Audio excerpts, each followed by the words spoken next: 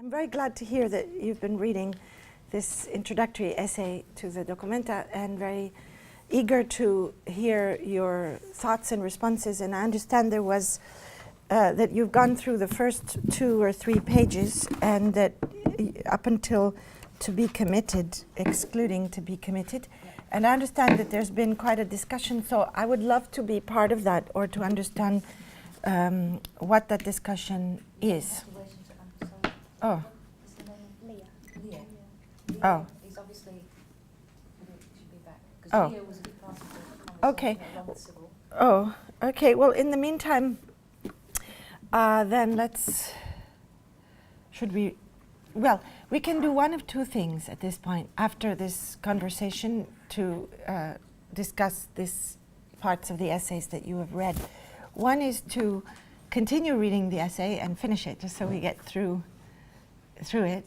And the other is to interrupt and look at some images of 2 stories in particular. I think I wanted to bring in the Mario Garcia Torres and Boetti story, and the Mike Rakovitz story, that go out from the brain in the direction of matter, materials, relations, people, art, and Afghanistan in particular. But that So, would link with the materiality of the meteorite. well, yes, it would, but in the other there's a whole part about Yeah. the opportunity or not opportunity to go to Yeah. work, also not in Kassel.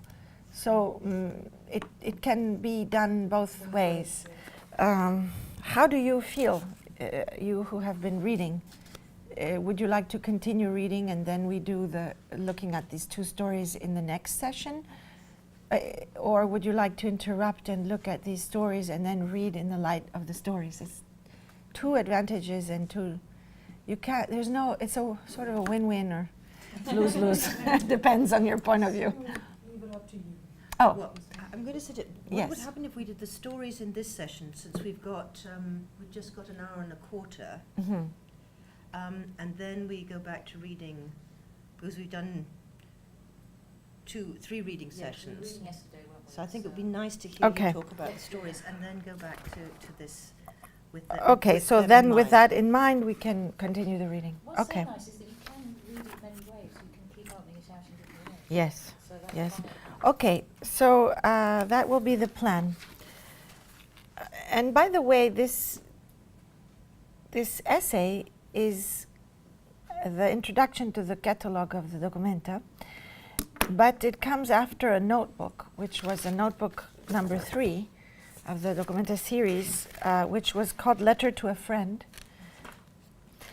and that also had been published as a PDF given to the press together with the first press release of the dOCUMENTA. This is just a bit nuts and bolts, because someone asked me also about the nuts and bolts of... Yeah. I'm saying this as we We've got some await more nuts for and your bolts. colleague. Yeah, we got some more nuts and bolts questions as well. Yeah. But we want to wait for Sorry, the... that might help contextualize how this came to be what it is. And Yes. because we're sorry, that might contextualize how this all came to be how it is. Yes. Because I think a lot of us are in the dark about the appointment of you and your team, and that's even easy. those kinds of things. That's not even nuts and bolts. That's like... Okay, so the fact is that in this moment we are waiting for one person to come and join to then start again this discussion. And in the meantime, as we're waiting, we are going to speak about nuts and bolts, which some people can miss because it's not necessarily fundamental in this moment. Is that okay? So we speak about some nuts and bolts. So the one nut and bolt that you bring up is the appointment. And I had brought up another one that I wanted to tell you about. So the appointment is very simple. The dOCUMENTA is has a board of directors, which is made up of representatives of the CEO of the dOCUMENTA, plus representatives of the city of Kassel, the state of Hesse, and the federal government of the German state. And there are different people in there, including the Minister of Culture, who's of the federal state, who is usually delegated through a head of the cultural affairs of the Ministry of Culture. Then there is the Minister of Culture of the state of Hesse, and then there is the Cultural Minister of the city of Kassel. Those are three. Plus there are other representatives. There's someone who represents the financial office, money office of the city of Kassel, the one who represents that for the state of Hesse, and not the one who represents that for the federal government. These people that are about 12, I'm trying to answer your question, but you have a sub-question, Yeah. okay? And do they change every time the government changes? And No. also, is this spanning many documentas, or is Yes. this? Okay. Yes, the board of directors has, of course, people coming in and people coming out periodically, but they generally span many, many years. So there's a rotation. I cannot answer the exact question if it's 10 years, 15 years, or whatever, but the rotation is not everybody all at once. It's some people, like in a Supreme Court. So you have a continuity as well, and occasionally a change. The mayor of Kassel is the head of the board of directors. So that was Bertram Hilgen in my case, and also in the preceding cases of Okwi and Wazor, my predecessor. Ruth Nowak and Roger Bergel. Yes. We can talk about a nuts and bolts concerning Ruth and Roger also. Roger was nominated, not Ruth, and then Roger decided to co-curate it with his partner, Yeah. and Ruth was hired by Ralph. Okay. So it wasn't the board of directors that hired her. Okay. So that's just a technicality Yeah. that tells a lot about gender questions. But we will. I was going to say those little things. Yes, but let's try one nuts and bolts question, and then we'll open up. I mean, I just opened up the second one, and you opened up the. This board of directors, which is instantiated for many, many years, has no authority whatsoever in choosing the artistic director of the Documenta. They merely ratify the decision of the search committee, and they then subsequently meet every 6 months during the years of your work to support or not support, officially vote and approve things. For example, they had to approve that I would do the Documenta also in Kabul. And this is just a small example. In order to make that approval occur, I was very careful to not use any money coming from the money given by the government for the Documenta in Kassel, because I was afraid of some rejection possible by members of this board that would say, we are taking away money from artists in Kassel and it's tax money from Germany. Why are we doing that, spending it? And that was the reason why Catherine David, my predecessor, who had proposed to do part of the Documenta not in Kassel, was rejected on that plan. And knowing that story, I carefully avoided that. And found extra separate funding. It's kind of like applying for a Leverhulme. So I applied to the Ministry of Foreign Affairs of the government of Germany that normally does not fund Kassel Documenta at all, and the Goethe Institute, which is the cultural arm. It's like the British Council of the, you could call it the Ministry of Propaganda, or you could call it the Ministry of Worldly Relations. It depends on your perspective and if you're angry with them or not. But so that part of it was, I mean, I carefully funded it autonomously from the normal funding, and therefore went to the board and got that approved. But that was an example of having to approve things. But the nomination comes from the search committee. The search committee is a number of people. You can even Google it if we're online. The search committee for each Documenta changes, and it is nominated. It is a number of 8 to 12 people nominated by the CEO of the Documenta, the Ministry of Culture of the federal state, and the mayor of Kassel. Those 3 people nominate these 12 people. So if you look for the search committee of the Documenta 13, which is mine, you shall see who was on it. And it's a public search committee. It's not a secret. It is revealed about 8 to 10 months or a year into the process of searching. So it's reconstituted. Yes. differently each year. Yes, yes. For example, this year, Osvaldo Sanchez from Mexico, curator, was on it, as was the director of the Museum MMK in Frankfurt. In my case, Kaspar Koenig was on it as a representative of German museums. Was the director of the Ludwig at that time. This year, Chris Dercon was on it as a representative of an international museum, the Tate in particular. At my time, when I was nominated, Lizanne McGregor was on it as a representative of an international museum. She is the director of the MCA in Sydney.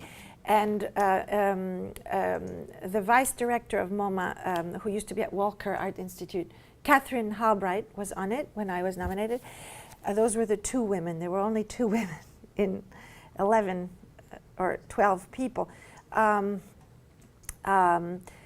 director of the Kunsthalle, Friedrichianum, is always usually on the search committee. At that time, I can't remember his name. He's gone now. He was on it, although he didn't speak. Yes. These were the people who were on my finding committee. So Udo Kittelmann, who at the time was the director of, I guess, Hamburger, no, of, yes, of all the Berlin museums, Hamburger Bahnhof and so on, all of them. Oskar Ho, he's a curator and critic in China. Lizanne, who was the director of the MCA Sydney. Manolo Borja-Vilel, who is the director of the Reina Sofia, still the director of Reina Sofia in Spain. Kathy Halbright, who is the vice director of MoMA and was previously the incredibly great person who ran the Walker Art Center.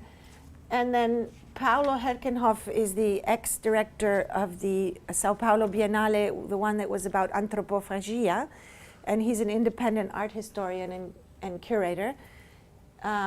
He's a fantastic person. Bertram is the mayor of Kassel. Ryan Wolfs was the director of the Kunsthalle Friedrichianum, which runs the Friedrichianum in between the different things. Joseph Backstein is an independent curator in Russia, who also is the head of the Moscow Biennale. Kaspar Koenig, as I mentioned, was now he's retired, the director of the Ludwig. Okay, so these people were nominated by the board of directors of the dOCUMENTA, 3 members of it, meaning the representative of the Ministry of Culture, a wonderful woman. Maybe we can see that. No, I would like to see her name because she's a wonderful woman, fantastic. She was actually Catherine David's assistant during the dOCUMENTA of '97.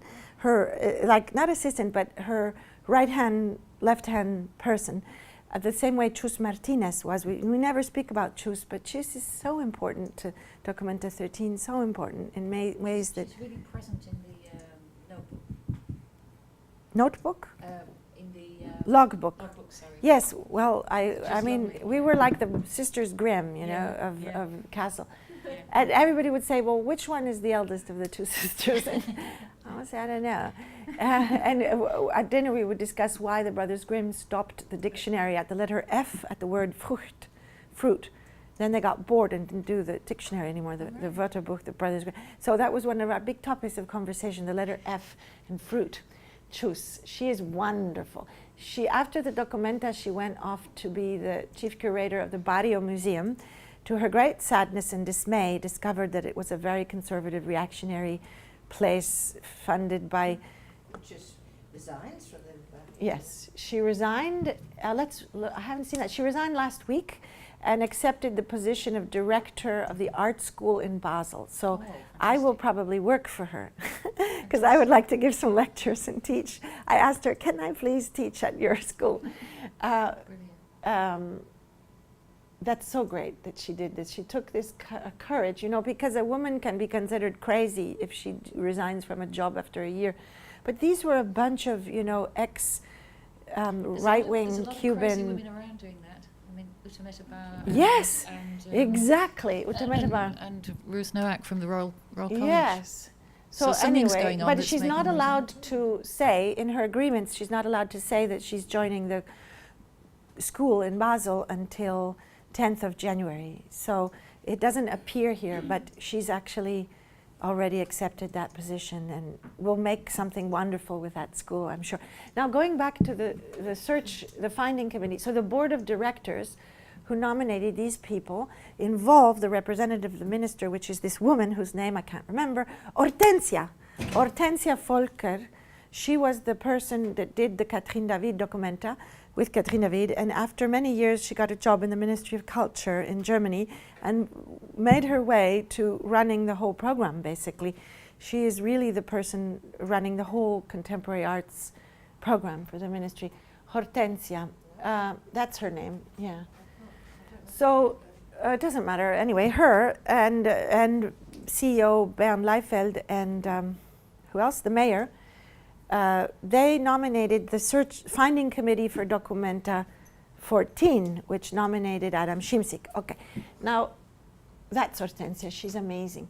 So anything that's really great, in a way, in Germany is the fruit of great number of collaborations in people. I mean, obviously, not just Hortensia, that's clear. But she's working behind the scenes in a very quiet way. She doesn't have time to publish or write or teach or curate or anything, but she's really empowering a lot of people and making a lot of things happen. What is this? I'm just looking for the 14 finding committee. It's funny that Chus has gone to the art school of Basel and Adam Szymczyk is coming from the Kunsthalle of Basel, but there's no connection with Chus's job. It's not that she just took Adam's job because he was not at the school. It's a strange sort of entanglement. Anyway, now the finding committee included, for this one, as you can see, included Koyo Kwo, who was one of my, you would call them curators, but I don't call that curator. I call them agents, because they had different forms of agency, different types of agency. Chus was head of department, but there was no name for the department. So I did a lot of little bit surrealistic operations to shake things up. So she was head of department, but no department was named. And the curators were agents, and they could do more or less. This is really interesting in terms of nuts or bolts. I tried a very anarchist type of governance. So everybody could do as much or as little as they wanted who were involved. And it was a series of concentric circles. I first nominated a few agents, you know, like there were some people, the core group. The first person I actually talked to was an artist, René Gabry, and Irene, who brought in his partner, Irene, because he said, I'm not going to do it without Irene, because we do everything together. But I didn't really know Irene very well. I knew René Gabry. And now I know Irene really well. So I nominated, the first agents were René, Gabry, and Irene Anastas as an agent and a half. I remember we worked out that they would get the fee, like an agent and a half, because he also wanted 2 fees. And I said, but wait a minute, René, I mean, you share your thoughts together all day, all morning. There's got to be some advantage to me here too.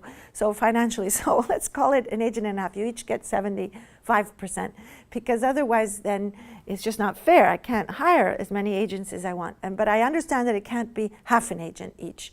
So we worked that out. I mean, everything was a case by case. It was all a process of case by case in the reality.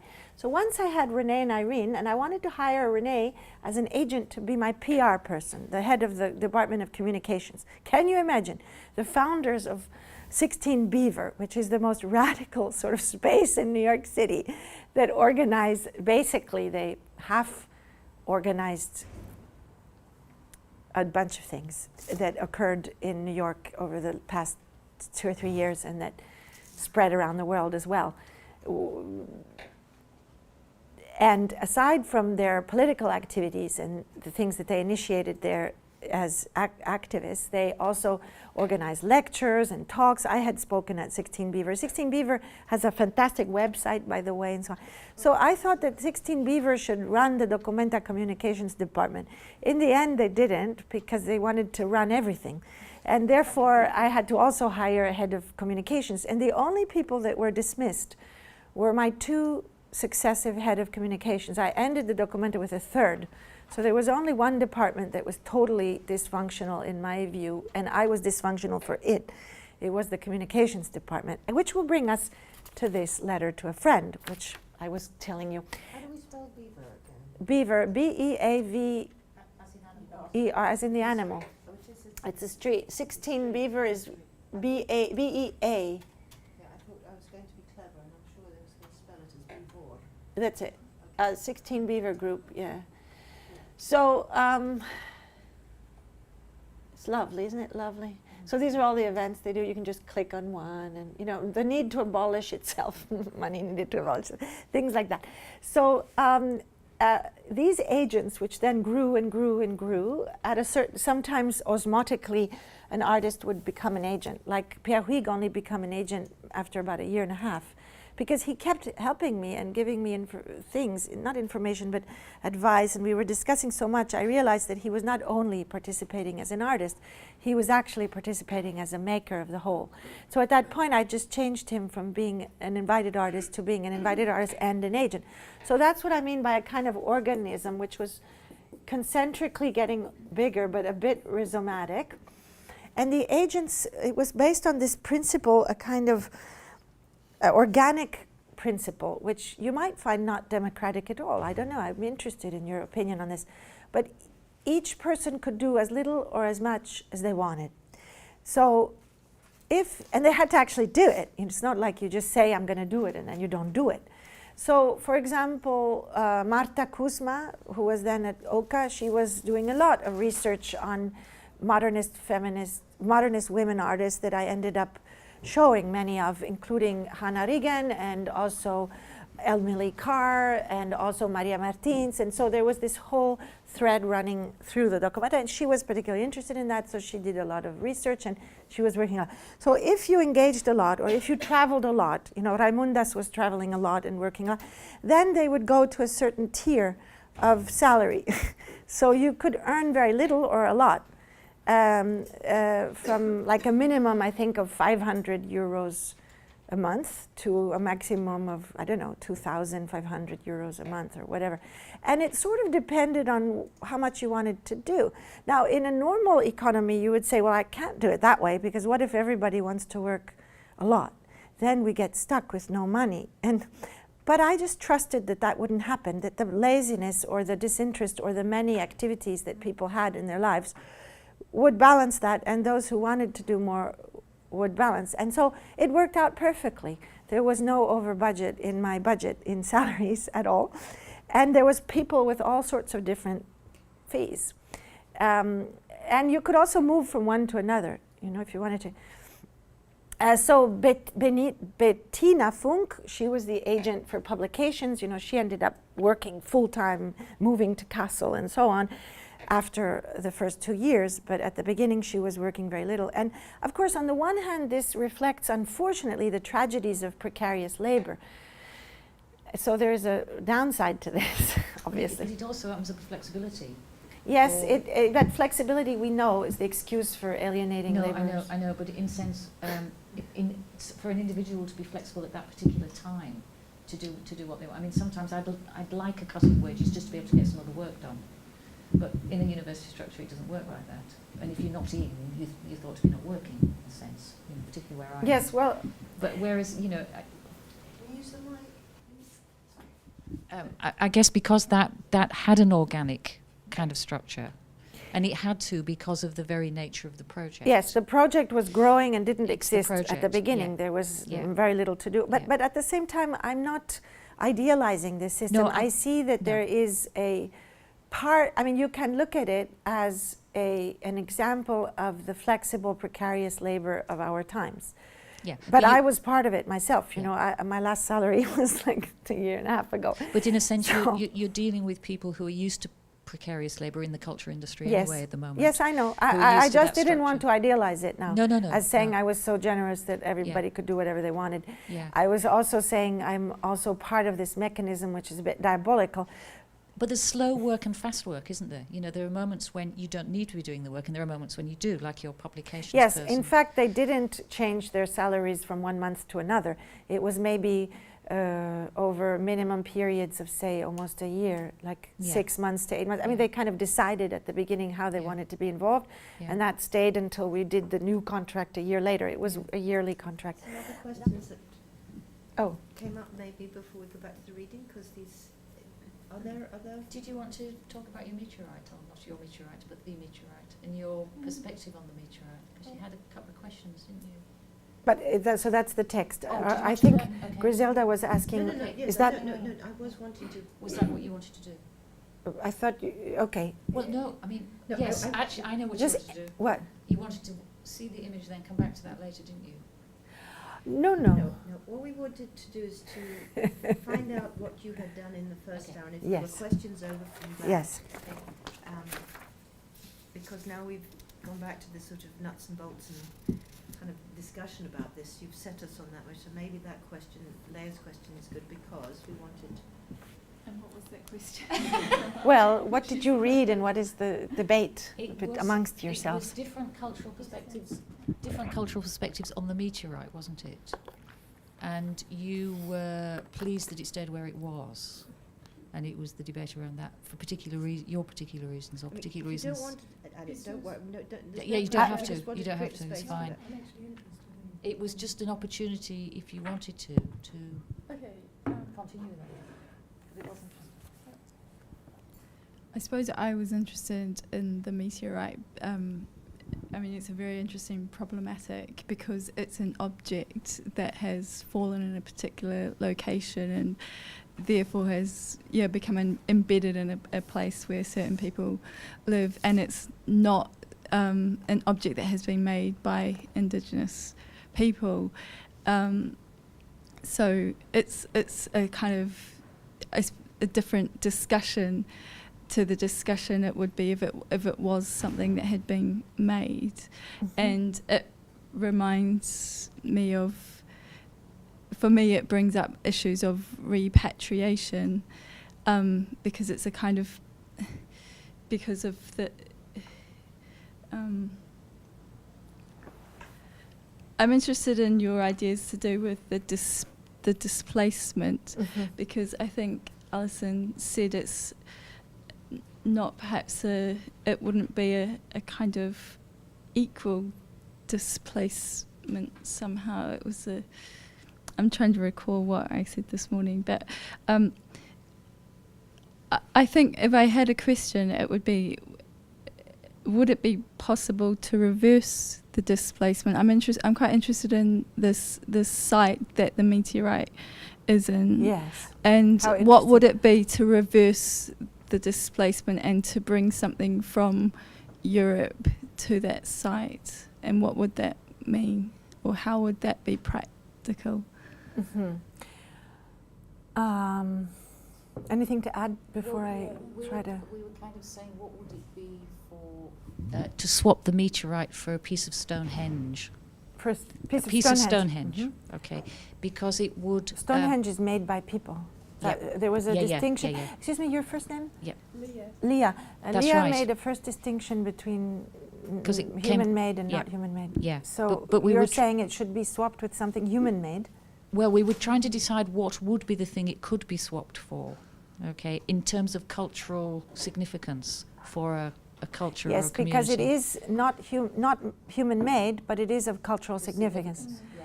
So it would be like bringing the, what are those waterfalls in America? Yeah, like bringing Niagara Falls, in a way. It's of cultural relevance because people go get married there and show the picture. And Hitchcock has done his movie, but you can't move the Niagara Falls. Well, first of all, I have to say this was not a curatorial proposition. It was the proposition of two artists, Argentinian, Nico and Guillermo. And Nico and Guillermo, therefore, would have to be asked that question, I think, more than me. I mean, we can speculate, but it was not a curatorial move like some curators might do, a move like this, propose it as a symbolic act to frame their exhibition. So shall we answer anyway, or shall we try anyway, or shall we? Because what comes to my mind, I mean, what is important for me, things come in different chaotic way. But one thing that comes to my mind is that Nico and Guillermo are not indigenous artists, and because of that, it made it perhaps more. It opened up the problematization of this act of ready-made, which is to make a ready-made out of something which is of cultural value to a community, which happens to be an indigenous community, which is not to be disregarded, given the political and economic and historical relations with indigenous communities throughout the world. So we can't say it's just any community. It's a particularly loaded and charged community. So that point that they were not indigenous nor from that community as artists made it a troubled area that was very interesting to me. And I also tried to keep the judgment of my politics separate. It's interesting because how can we keep politics and aesthetics separate? We try to keep them together always.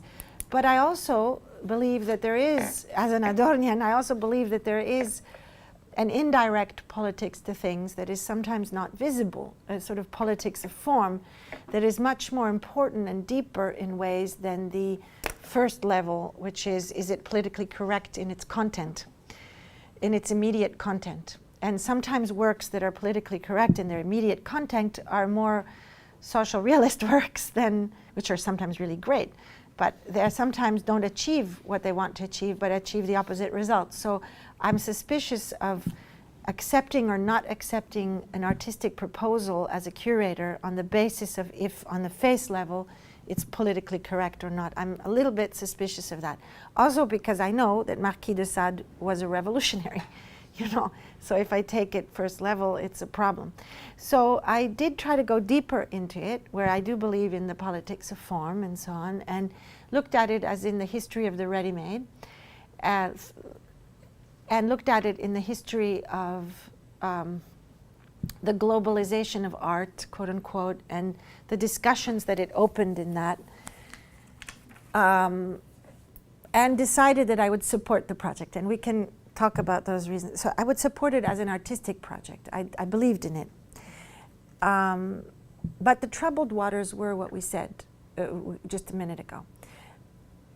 And there was another troubled thing. I mean, when they spoke to me, Nico and Guillermo, about it, they spoke to me clearly as a project that had to do with a repetition and a reversal of this displacement of things, material resources and human resources. And they happen to be also Jewish, the way Kentridge is Jewish, South African. So he's white, but he's also belonging to a community with a history of pogroms and displacements and the whole history of his family in the 1800s and what brought his great-grandfather to to South Africa in the first place, and why his father is Sidney Kentridge, one of the people who drafted the South African Constitution and was the defender in the Steve Biko trials, has something to do with William's work and with William's background. And so this double bind, in a way, of being both white and South African somehow is important to know when you look at William's work, you know, why he does represent in some way this trauma of oppression and alterity legitimately, in a way. You know, he both is and is not in that condition of the South African condition. So similarly, Nico and Guillermo have this history to them which make them particularly sensitive to certain issues that have to do with cultural property rights, and within which this whole project was also embedded. So that's just something I wanted to add that complicates it, because it's always nice, as Donna Haraway says, to stay with the trouble, you know, to complicate it more and more and more before we go to some sort of... So we just complicated it, the meteorite story. Now, what would be... So they did not propose to do a swapping, so I can't really say what they would propose. But I don't know if that would have... That's a very good suggestion. I mean, had they maybe proposed something like that, maybe there would have been a consensus, but actually not. Because what I understood in the community in Chaco, in that town, which is a very particular town. It's a very specific, the capital of the Chaco region is a town where Lucio Fontana, speaking about Argentina, had done certain things, and there's a special biennale of sculpture that every year happens in that town. So this question of the objects and the material presence of objects is very much about that town. So somehow this artwork, I mean, the artists coming into that town every year and doing sculpture in public spaces was connected with the background of why Nico and Guillermo, coming from Buenos Aires, wanted to go and do this thing, which was a sort of reversal of participating in this what today is a provincial biennale, but in the 1950s was a really important biennale when there was these things happening in the last epoch of modernism in the 50s, in that period. So we don't know what they would bring. I mean, but I don't think it would have changed the outcome, because the necessity, what was needed by the indigenous community there, was a condition in which to rebel and go against the official government. In other words, what we ultimately provided as a political effect was that the dOCUMENTA 13 canceled the loan, even though the governor of Chaco accepted to lend it. And even though the Minister of Science in Buenos Aires accepted, because meteorites are cultural heritage in Argentina. They passed a law because of all these people who steal meteorites. And this particular meteorite had been on a truck. In 1972, some American was going to sell it. It was almost on the boat to go to Nevada or someplace, to some collector of meteorites. And the military had actually stopped that. This is before the desaparecidos period. There's these pictures on the internet about the Chaco on the truck, you know, and it gets put back. So all of this is in the background, and it's in the book that Nico and Guillermo made about the project, because what we have today is 2 volumes of a book.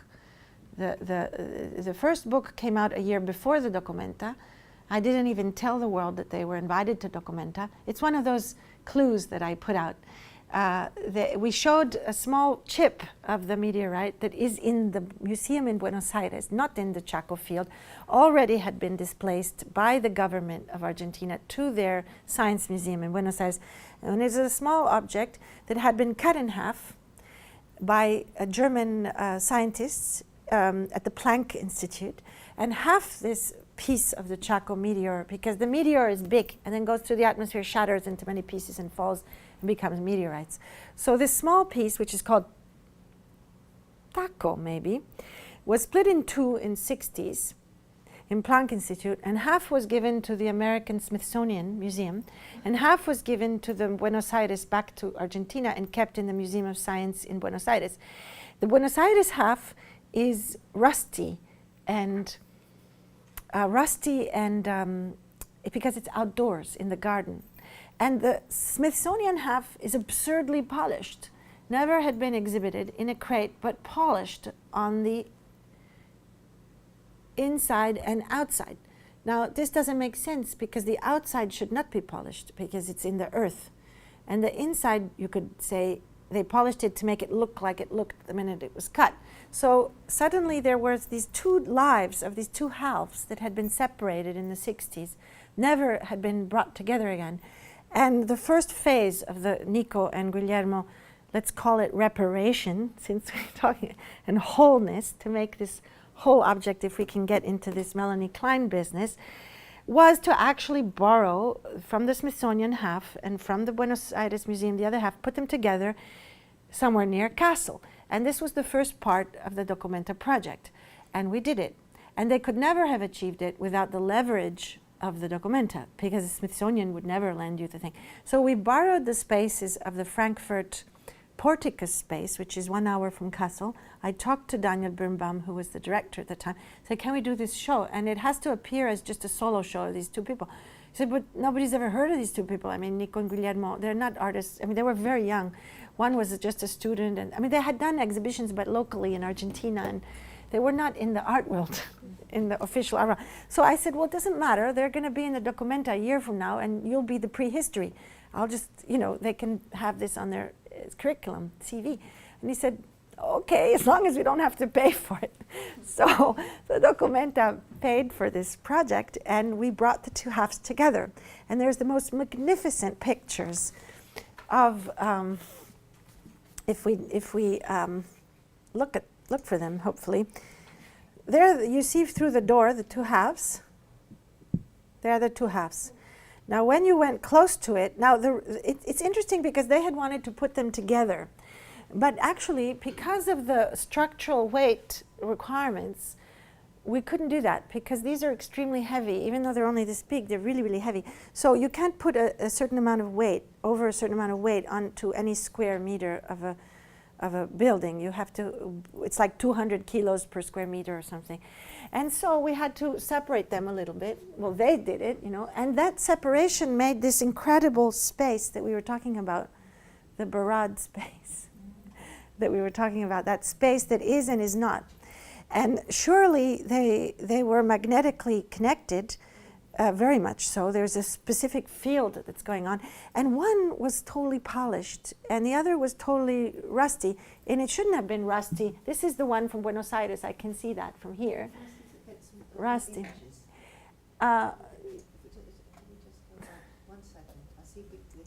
It's the Mocoy. The Mocoy people have almost all been exterminated. There are more living in Paraguay now. Oh, that's interesting, installing them. Can I ask a Yes. question? Can I ask a question? Yes, of course. Yeah. I have, as a kind of, I admitted this before that I haven't been to the dOCUMENTA. I've actually never been to a dOCUMENTA. That's okay. You will go to the next one, I'm pretty sure. Yeah, certainly. How, as a visitor, Yes. I mean, you were talking about we have it in the dOCUMENTA. When I go there, I go in. Is that actually when I'm at the dOCUMENTA? No, you don't see any document of this except you see the book. Or is the Googling it, the knowing about people, the catalogue, all these things that are not in the dOCUMENTA, like kind of locally, physically, geographically. Hold on, I'll show you. Yeah, is that the dOCUMENTA? No, of course not. It's part of the dOCUMENTA. It's one of the many levels of the dOCUMENTA. If not, how do you make it happen? Well, with visitors. I can answer that question. The palimpsestic, what you mentioned, the multidirectional memory, maybe, certain things that allow for depth, that allow kind of, for this mingling, well, I'm going to try to tell you all mudded this. dance that Haraway says. I understand the question. Yeah. And it's a case-by-case situation. And I can show you this case. Just hold on and I'll show you. Yeah. So this is Porticus a year before. Oh. 1 second. Yes, 1 second. You're not connected yet. Oh, why am I not connected? Oh, in many, many manifold ways, and it's a case-by-case basis. In the case of Fajvovic and Goldberg, I will show you what was in the dOCUMENTA, but of course it's not what was in, it's a picture of what was in. I'll show you now. There was a cube of iron outside in front of the Friedrichianum, which has the same weight as the Chaco meteor, and which was placed not far from where the Earth kilometer was of Walter de Maria. It's okay, it's holding up. But now, first, let me get to these other pictures. So, because I'm looking to show you. What is your first name? Brenda. Yes, Brenda. So this is the Taco book that we published. So in the dOCUMENTA, in the bookshop in Kassel, you would have this Taco book that you could buy, and you could also look at. And it tells the story of the preceding piece, which is the Taco piece of bringing it together. Okay? So you had that. Then this is just Nico and Guillermo in front of an idyllic cornfield, which actually is GMO cornfield from Monsanto.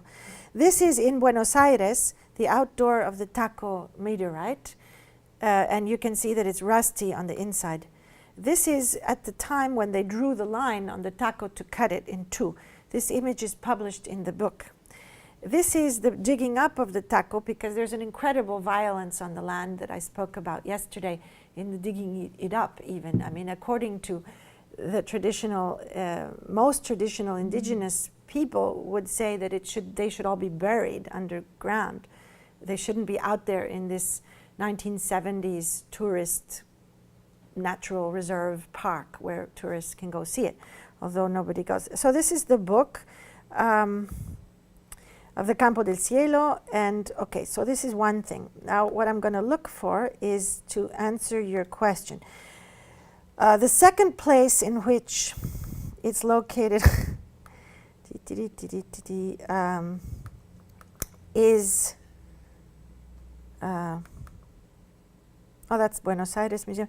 So we're talking about the prehistory of Documenta in a way, because the only way that you knew, this is parts of the book, the only way that you knew that this was somehow part of the Documenta before you went to Kassel in June of 2012, 12, was the fact that that book has the logo of Documenta 13. So if you were careful, you would look and say, what the hell does this have to do with Documenta 13? And if you saw the book online or in a bookshop, it was distributed before.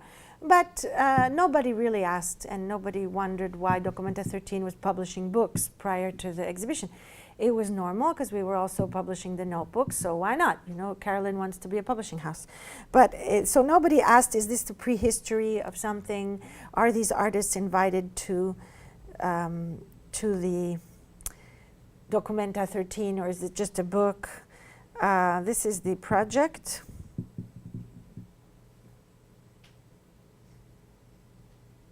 As it was proposed, I mean, written up by me, let's say, you know, on the basis of their ideas and with them. We can read. I'm going to answer you, but we can't jump. I mean, I know that each question is really important, but I don't think we should jump. We should just take our time, because if we tell one story instead of 5, it's okay. But at least we'll have the background. So this is what I was writing before this whole thing happened, right? Trying to argue for it, because I would have to submit everything to the board of directors, but they would always approve. So there's a standard policy that the board of directors approves everything unless you say you want to go bankrupt. And so, but you formally give in all the papers. So these are papers. So I connected it with the Walter de Maria, as you can read there. I don't have to read it. Oh, but I can't answer your question then. No, then hold on just a second. I'm going to show you what was in the Documenta. Okay, no, but you asked the question, and so I should show you something, at least something. But it's not, oh, you have to run, but I wanted to. Anyway, there was a gallery space, then I won't be able to show you the pictures, but there was a gallery space which I will show your colleagues, which was a quite large space, this size, where there was a video that they made about their whole project that didn't, the meteor didn't come, and it was more a poetic body art video about hugging and being with this object.